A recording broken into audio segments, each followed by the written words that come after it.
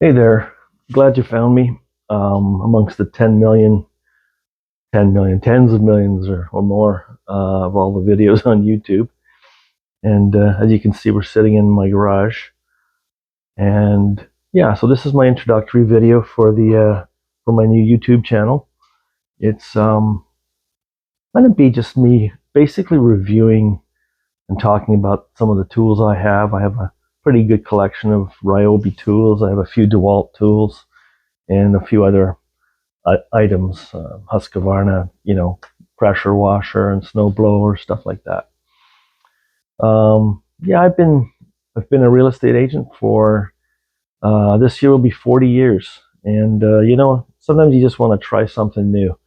I love being a real estate agent, but as I said, I'm a little stale for me now, and I'm thinking let's try YouTube.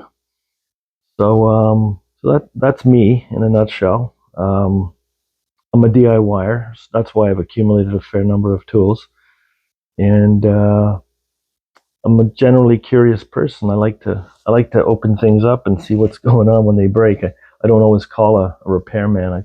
I try first on my own, and again, that's one of the reasons I've accumulated quite a lot of tools. Oh yeah, I like doing renos. We've had a few properties over the years, and we do our own renovations. Um, and yeah, so that's that. So today, I'm just going to keep it real simple today. I'm going to flip the camera over and show you what I've got that we're going to talk about real quick. So you know from the title already, but yeah. So let's do. There we are.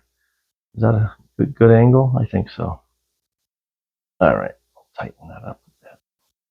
Yeah. So this is a Ryobi inverter, low power. 150 watts, but really handy, and you can generally put some things, use it on items that will draw a little more than 150 watts without a problem. But and there's no actual danger to doing that, because it has a mode where it just kind of resets itself. It shuts off and then restarts right away. So you're safe in that regard.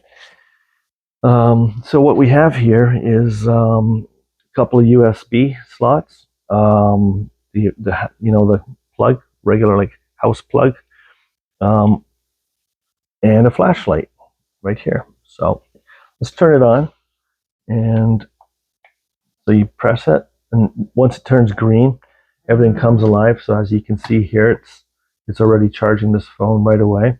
And I also have this ring light here connected. That's what you see connected to it. So it's charging, and I'll turn the ring light on. Whoop, there we go. So right now it's just USB power, and you can see here I have an actual Ryobi charger sitting here, and I'm going to plug that in too, into the regular plug. And as you can see, it's charging. So you got everything running. It's doing its job. Now, I don't ever recommend charging a battery from this battery. It's probably the most inefficient thing you can do, right? Transferring power through the inverter to here. But this is just for demonstration purposes to show that this guy can do small tasks.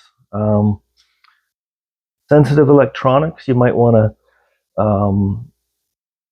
not run directly, but charging is kind of a different thing. Like this is a sensitive electronic, this Samsung phone here, but you're just charging it. You're not actually running something off of this power that's sensitive. Like this charger's not sensitive.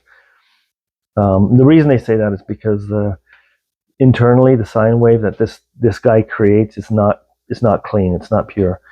So, and very sensitive electronics require a clean energy, we'll call it. But other uses, I'm just going to pause real quick and show you another use that I found for it. It was out of desperation. We were having a Thanksgiving dinner, and I needed to cut the turkey. and I always use an electric knife. Now our island only has a plug on one side of it, and I was on the other side with no plug. My son says, "Hey, Dad, go get your Ryobi inverter." And I said, "You think that'll run the knife?" Well, it does. I was so surprised and happy. So I'm just going to pause this real quick, and we'll go in the kitchen. I'll show you.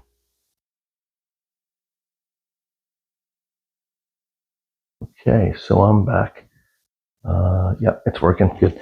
So here we are again. This is the carving knife I was talking about, Black & Decker. It's an oldie, but it still works. So we don't throw away old things just because they're old, right? They work, they work. Okay, so it's powered up. Ready?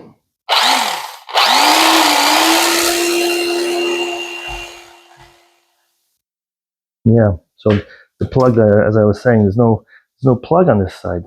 Dumb builders, you know, they only put one and it's on the other side. So we got stuck with only one.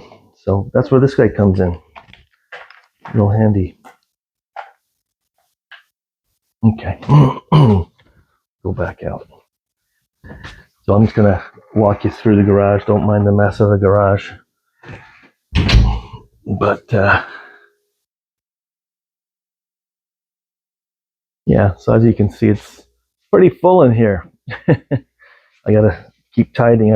It was actually worse, but anyways, so that's it for today. I just wanted to share that little tidbit. Very handy item. I'm gonna put a list below in the description of items that would probably be safe to use with it, like that wouldn't make it reset all the time, and items that that wouldn't be. A small example: a toaster. You'll never run a toaster on that, drawing 1,000, 1,200 watts, right? And this thing's only rated for 150. So, but I'll put that list down there and a link to where you can pick it up. Ryobi's actually dropped the price of these, so you can get one now, I think, for around $50. But if you want to get the battery too, because the battery is separate, right? You'd have to pay more. I think you can get them as a kit, the two together. So that's that. All right. We'll talk to you soon. Thanks.